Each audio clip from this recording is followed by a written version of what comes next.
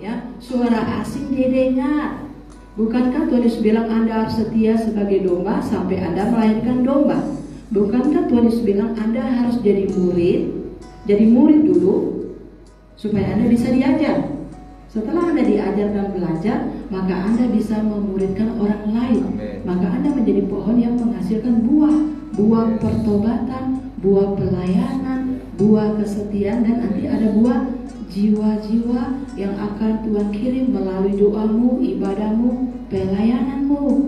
Nanti itulah buahmu, ya.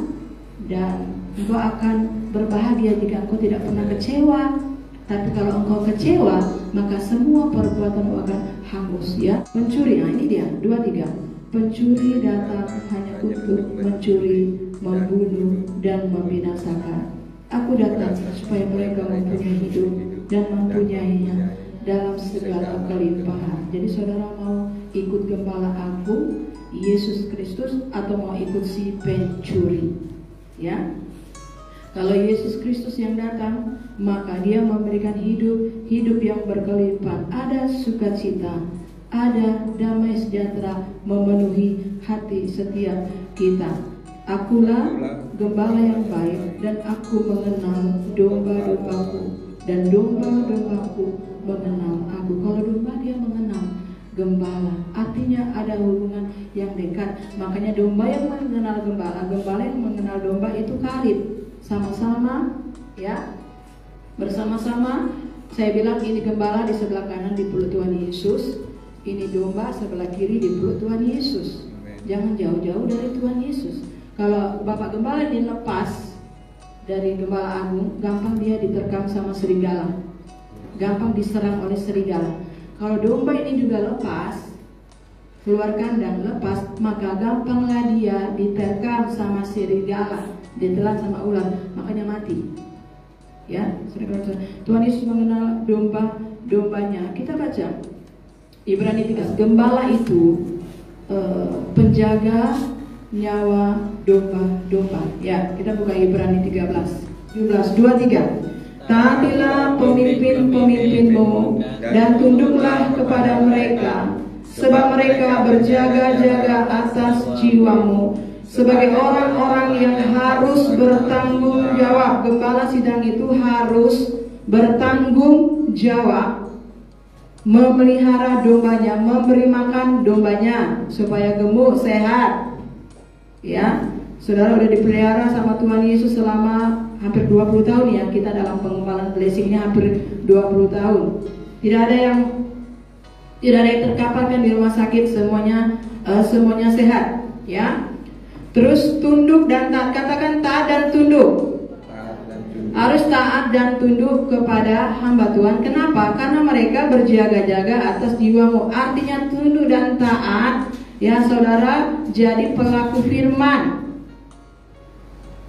Apa yang Tuhan perintahkan harus kita lakukan. Ya saudara yang kekasih di dalam Tuhan. Semua firman itu Tuhan tuntut mana buahnya. Kita di bumi ini hanya numpang. Kita sedang mencari kota yang Tuhan janjikan dan rumah. Ya, saudara, kalau sudah selamat, kerjakan keselamatanmu dengan takut dan gentar. Jangan takut sama manusia, takutlah sama Tuhan. Taat dan tunduk. Kenapa hamba Tuhan harus mengajar semua jemaat untuk bertobat? Karena kalau tidak bertobat kan dia pasti lautan api.